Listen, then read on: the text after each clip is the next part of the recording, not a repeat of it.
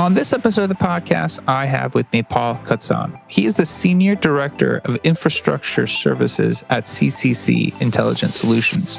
We're going to be talking about culture of accountability empowerment, especially in the DevOps space. That's where Paul's background comes from. We're going to be talking about focus, bottlenecks, value streams, changing culture, and how do you measure that? I think Paul's got a great background to talk about all this stuff. I'm excited to have him on. Paul, thank you for being on the show. Thank you for having me.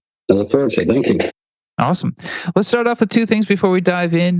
Tell everyone what your company does at a high level, and then Senior Director of Infrastructure Services, what are some of the responsibilities you have there?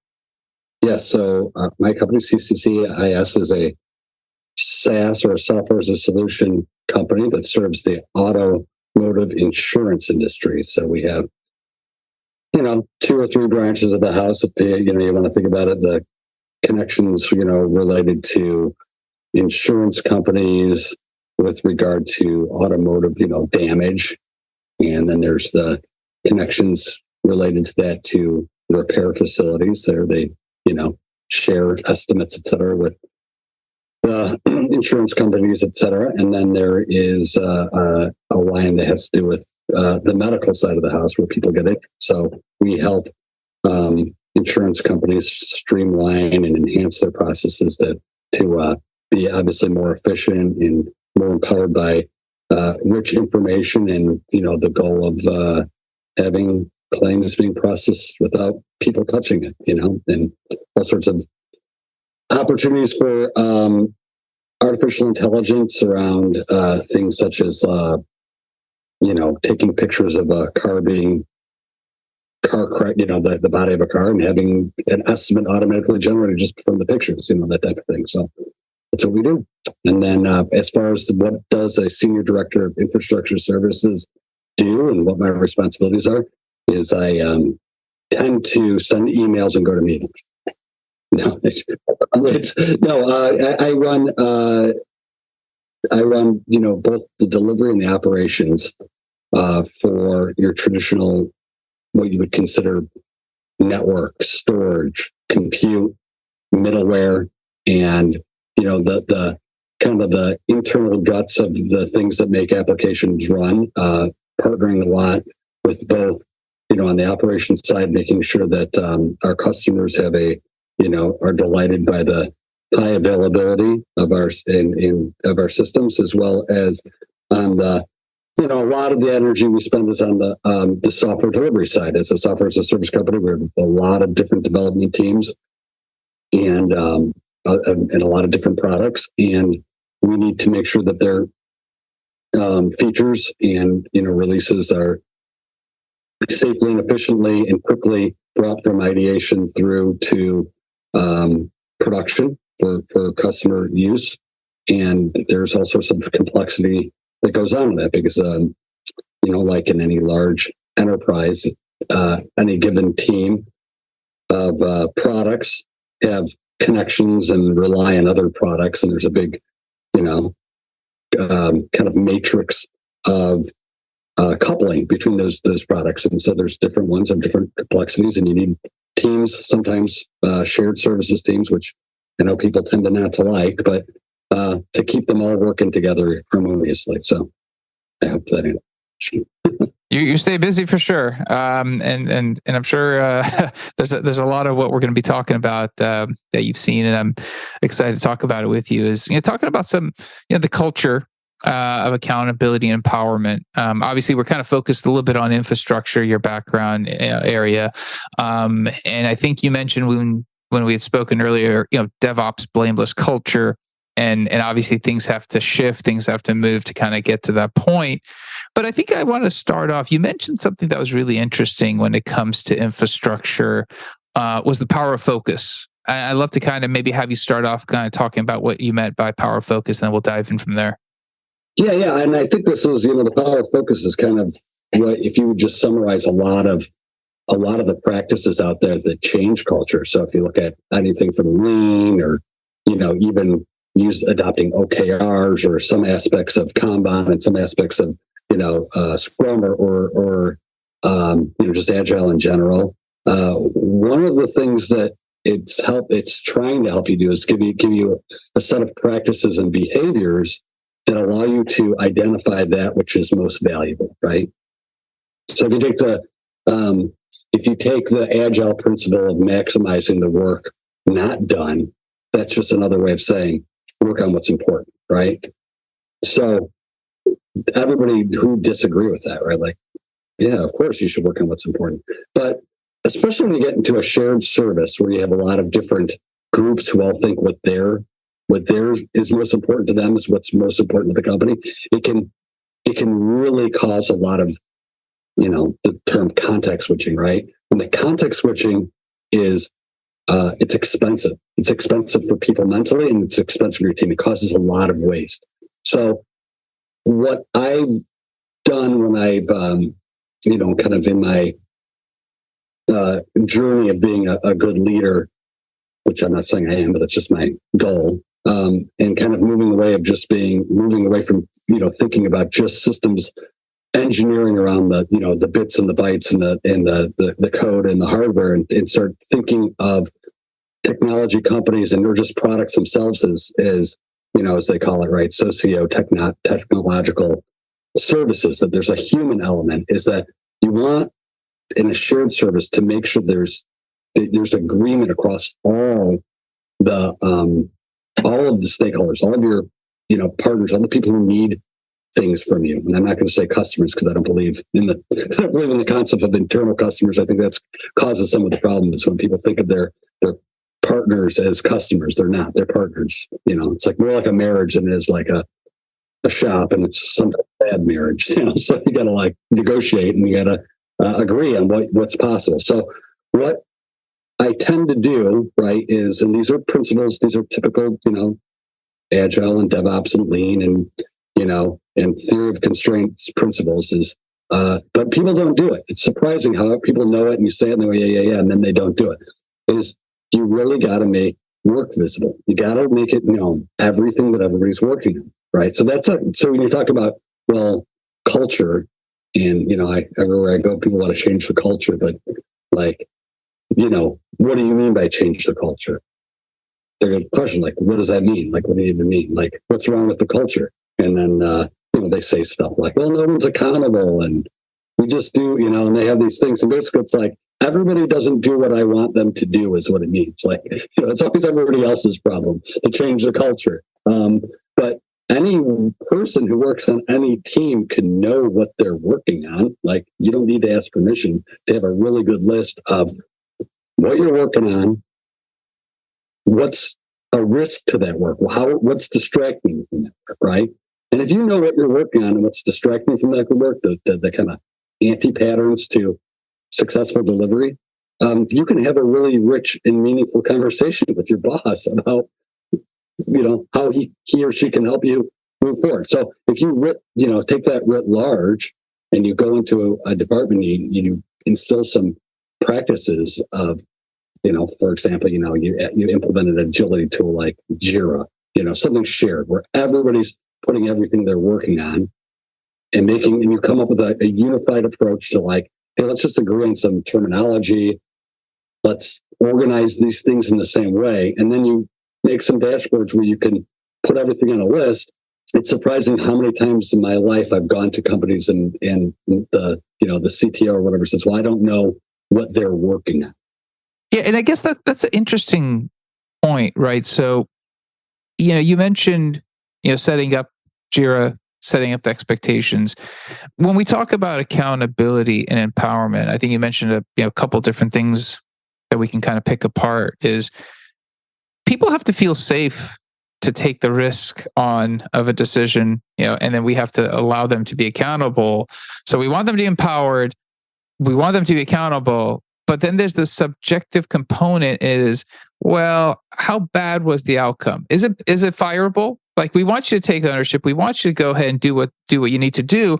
But listen, if you get it wrong, depending on the magnitude, well, we're going to fire you. And that becomes difficult for somebody to raise their hand up and go, yeah, I'm going to go ahead and make that tough call. People tend to go, well, I'm going to think about the risk of me making that tough call, and maybe I'll punt, or maybe I won't, or I'll suggest something alternative that's more beneficial to me.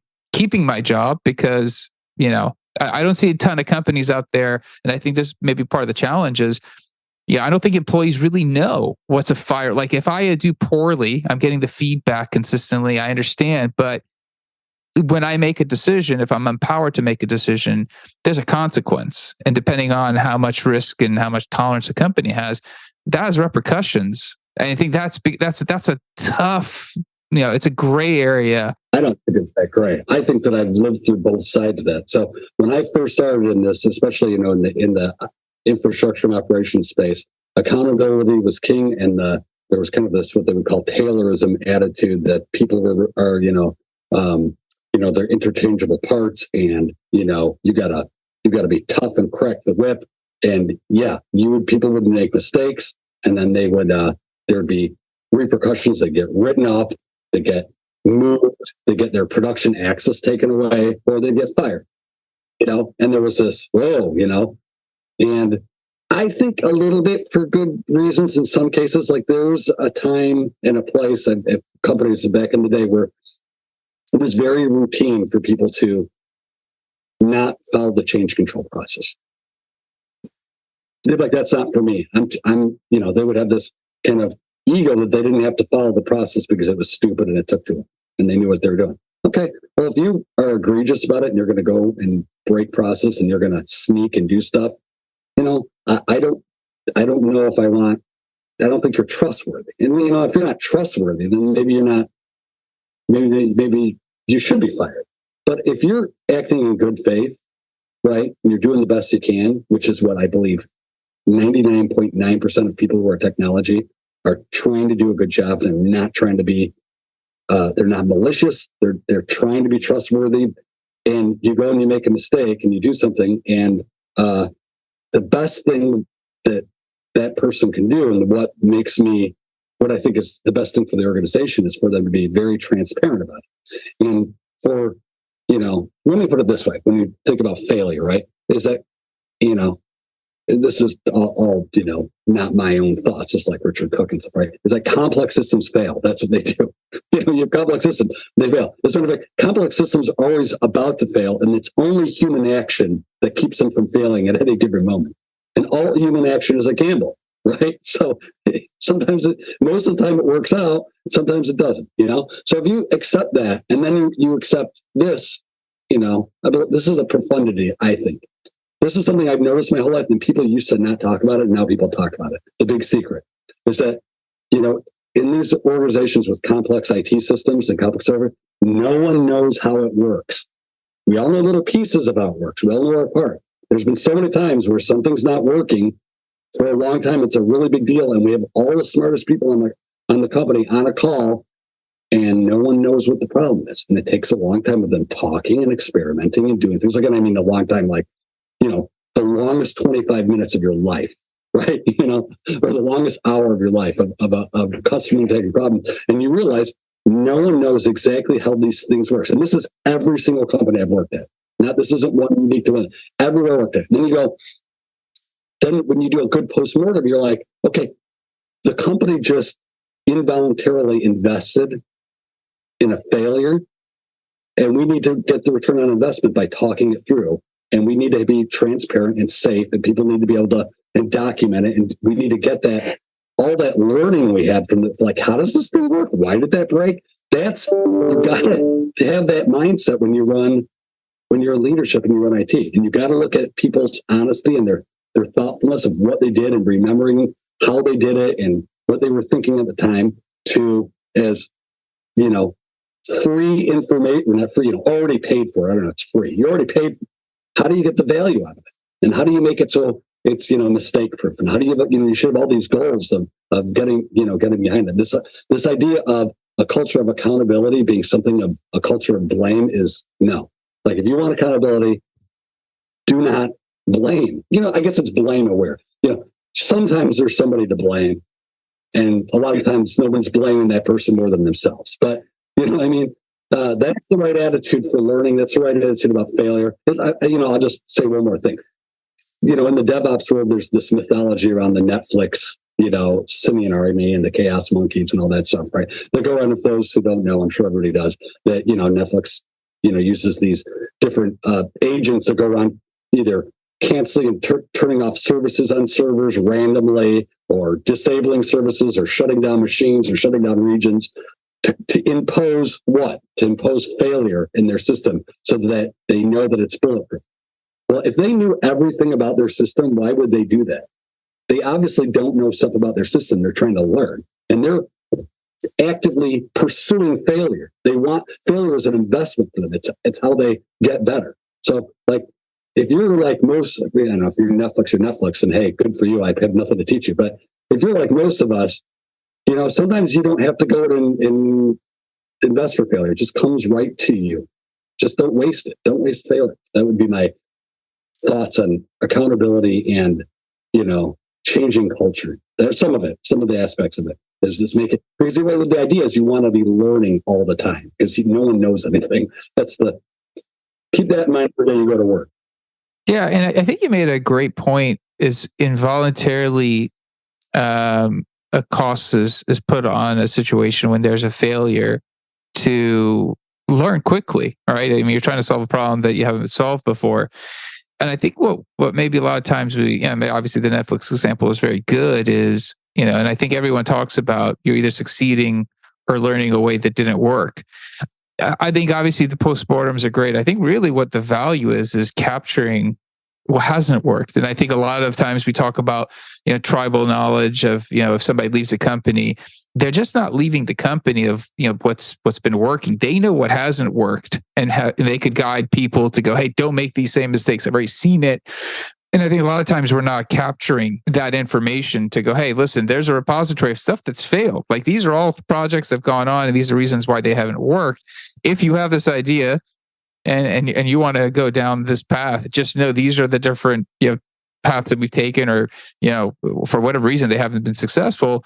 At least you can maybe go, hey, I'm going to improve on one of those because I do see the opportunity. And I think when you talk about blameless culture and accountability, I think a lot of it would really be resolved with having a process in place to understand what happened and have a learning opportunity. And everyone realizes, there's an opportunity to learn. Because I think there's a difference between not having the ability to do your job versus making mistakes. And I think that's such a fine nuance, because in engineering, we're always putting people in positions to push their ability to do something we haven't done, something novel that the company needs to be done. And it's not always fair to go, hey, you're doing something you haven't done before, and the expectation is you're going to get it right quickly. Yeah, I think that but as a leader, if you take that attitude and you're always reminding those smart people who work for you, who actually make all the things happen, and you constantly reassure them. And you see, you could start with saying stuff like, "Don't worry, give it your best shot. If it doesn't work, I'll take responsibility." Right? You could start with that, but that's like a local optimization for your department. What you really want is to have a company-wide attitude about understanding. They have to understand that the company's bread and butter, the way it works, every company that matters these days is a technology company. It used to not be that way, but now it is. Is relying on technology that no one fully understands, and that we have to support those brave people who are keeping it running and trying to change the system so that it can meet tomorrow's challenges. If you never touched it, it'd probably be okay for a while. But if we have to change it, we're taking risk. And then just having that attitude about we're going to try to shrink these into small, safe changes. That's that whole idea of a smaller batch, and then really try to work on our ability to restore after failure, right? That's a good metric to have. How fast do you restore after failure? And then giving people the kind of the courage to, hey, go, try. If you fail, recover fast, fail fast, recover fast, and then learn fast. Like, what do we learn from that? The one thing that's interesting, Emmy, you mentioned is, you talked about the leadership, and I think that is part of the solution. I think the other fact is when you have people join the company, eventually individual contributors talk, and people who have learned that a culture is not really saying what they mean about accountability, empowerment. It's like, hey, listen, they're going to want you to speak up, but really, maybe you should watch what you say, right? Those are common little, conversations. Obviously, right now, people being not in the office potentially is a wrinkle, right? I mean, we haven't even talked about that because that's a whole different wrinkle. But in the office of old, where people were sitting next to each other, that probably happens on Slack or Teams. That could happen. Is, hey, you're watching out for the new person that doesn't know. And we talk about managers. It's like, well, listen, if that culture and that comfortability is not there for people to actually see what you're saying. So you're talking the talk, but you got to walk it. You got to let people make a mistake and realize that it's okay, and not actually then turn around and do something different. It's not even just in the realm of actually making mistakes. I think and that's so true, right? That as leaders, we say one thing when we're in a good mood after lunch, when we're nice and comfortable, and then once there's the pressure's on and we're in trouble and heads are, there's all of a sudden it's a different attitude, and there's a lot more, there's a lot less, psychological safety. But it's also in the realm of just the everyday answering of questions. Do people feel safe, like when they don't understand something, to ask questions, and to really, actually not just to ask questions, it's also to explain the way they understand something out loud? Because what I see is that people often get in trouble for doing that. They'll go to the situation, they'll be in a meeting, like, hey, why did we do X, Y? They'll ask some question that's uncomfortable for leadership. And then there's kind of repercussions to that. And that person's kind of, so it's like, well, don't ask any questions. Just that's the safest thing. Don't ask questions. Well, guess what happens when you don't ask questions? You don't learn. What's much better is that let people feel comfortable to make a fool out of you or ask hard questions. And if you don't have a good answer, just say, hey, it's the way it is. I don't have a good answer for that. It's just the nature of the thing or whatever, or we're working on it. But really, encouraging people to really understand the whole entirety of what you do as a company and what their role, how their role fits. Otherwise, they get this idea that they're doing a good job, or they don't know if they're going to do a job. They just don't know how to make good decisions. It's the whole, concept of when we think about having empowered teams, right? In the old days, when I first started, there was this idea of, people talk about empowered teams, but they really like is centralized command and control. Everything's really well planned out. It's thought out. You give, centralized command, distributed execution. You give the orders out and everybody does what they're supposed to do, and you have great results. And I guess that used to work at some point in history. I don't know when, but it did, apparently, because it became very popular. But then people started thinking, well, I want more, empowered teams and stuff like that. Well, what makes an empowered team? Well, an empowered team is not going to be empowered if it doesn't have the context of the whole big picture. So you need lots and lots of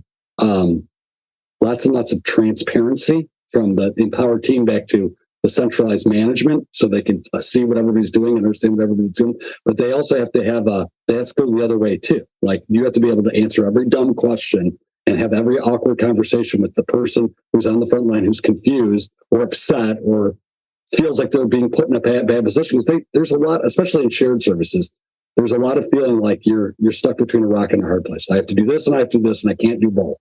So I'm working all night, or I put something off the ground. There's a lot of pressure. But if you have the right context, you really understand, and there's unity in all the work that's going on and what their true priorities are, it allows them to make quick decisions about how to solve for problems and to prioritize their work most efficiently. So, but that requires, again, just this safety that people can speak what's on their mind and be wrong. Be wrong about articulating a problem, be wrong about whatever. You can't correct an issue if it's all in people's heads.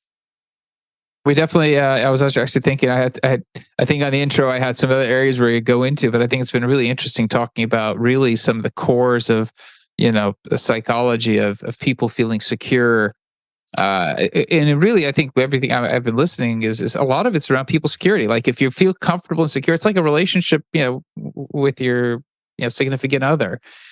When you feel secure, you may say different things. If you're not feeling secure in your relationship, you might hold back because you're like, I'm worried if this is going to cause a problem. So I think it's interesting that a lot of things we keep coming back to are relationship based. I'm not a marriage family therapist. Actually, my wife is, so I get a lot of free help there, and a lot of it is based on the security. You've been mentioning secure, feeling secure, and when we're talking about holding people accountable but empowering them, there is definitely some friction there of how that balances. I think you've had some great viewpoints. I guess final thing I wanted to cover is when you're kind of looking at, hey, I want to empower people and I want them to be accountable. How do you keep track of, your initiatives working, right? I mean, whether it's a company-wide thing or a departmental thing, however it is, like, are there metrics to keep track of? Is it more of a, what are you keeping track of actually? Yeah. I tend to focus on, I tend to have a few different, aspects. So on the delivery side, what I tend to measure is I try to have all of my key contributors, the people who really, it's a dirty little secret when you get into leadership, is that 80% of your work is done by 20% of your people. Just the way it is. Sorry for all those people out there who didn't know that. Just true. But all those, your top 40%, top 50% of people at least, knowing absolutely everything they're assigned to deliver. Okay, because those are the people who get named to work on other things. So when there's a crisis comes up, someone comes to you, we're having this issue. Can we have, John or, Luther or whoever his name is, work on this? They're the right person for the job. And if you don't know exactly what that's going to impact at that moment, in the heat of the moment when you're asked, it almost doesn't help you if it's an hour late. You should know exactly what they're working on and what's going to be impacted if you say yes. Know the cost of saying yes, right? So that's one thing I track. What's a metric? If I know what everybody's working on and they don't have too much work in progress, I'm managing how many important activities, and everything that they are assigned is rank ordered by priority, right? So they know what's number one priority, and if they haven't reached a delay, what's number two. That's what I try to do. And I find that really helps. The other one on just operational excellence, right, is just really understanding like good practices. Do all of your team know how to do a peer review of their work? Do they know how to get their work peer reviewed, right? Do they know how to do they know the importance of having a fast backout of changes, right? And do they know who to contact to be able to test the change post backout? Like, that's something that's really important. And then I think that the other thing I track, this would be like over a year, is I always try to separate some of the bandwidth for the teams, right, is to dealing with technical debt, but technical debt defined in a very particular way, in the way that Mick Kirsten defines it, which is that which inhibits productivity, that which is slowing you down, not your risks, not your technology risks, availability, not whatever. It's what's slowing people down. What are the main constraints in their value stream of delivery? And you identify those constraints. There's ways to do that. And then you always be working on taking the biggest constraint and trying to whittle away at it or attack it directly or address it. And if you're not working on a constraint, you're not getting better for tomorrow. You're just going to only regress. So that'd be my answer to that, I think. Awesome, Paul. I think covered a lot of ground. I think a couple of things were on the list was hoping to cover. We might have to do a follow-up. I know, obviously, kind of end of our time for this recording. I was going to ask you, I ask everybody who's on the podcast this question, but if you could ask a future guest to cover a topic for the podcast, what topic would you like to hear about? I think on that, on the concept of technical debt, I think I don't see enough. I would love to see an in-depth conversation about companies that have been successful in basically addressing legacy applications and either rewriting them or using the Strangler pattern, or however approaches to taking those old applications that still make money, that are really legacy and don't use any modern practices. How do you address those? I've seen more people fail on that front than are successful. So that'd be a topic I'd love to hear about. Awesome. I like that. And if somebody wants to connect with you to cover anything about the podcast, touch base with you, what's a good way of reaching out to you? LinkedIn, Paul Kocan at LinkedIn. I'm pretty good about responding. We'll definitely include that in the show notes. So if somebody wants to reach out to you, they'll hit you up on LinkedIn. Paul, thanks for being on the show. Thanks for sharing. Thanks for inviting me. I really had a good time. Appreciate it. Look forward to doing it again. Awesome. That's it for this episode. Be back again, different topic, different guest.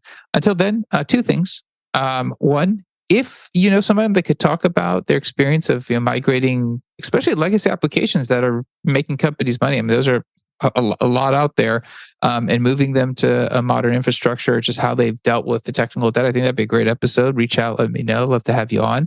And secondly, if you found the podcast useful, share it with somebody else. It'd be awesome. Also, leave a review on the podcast app listening of your choice. That's it for now. Until next time, thank you and goodbye.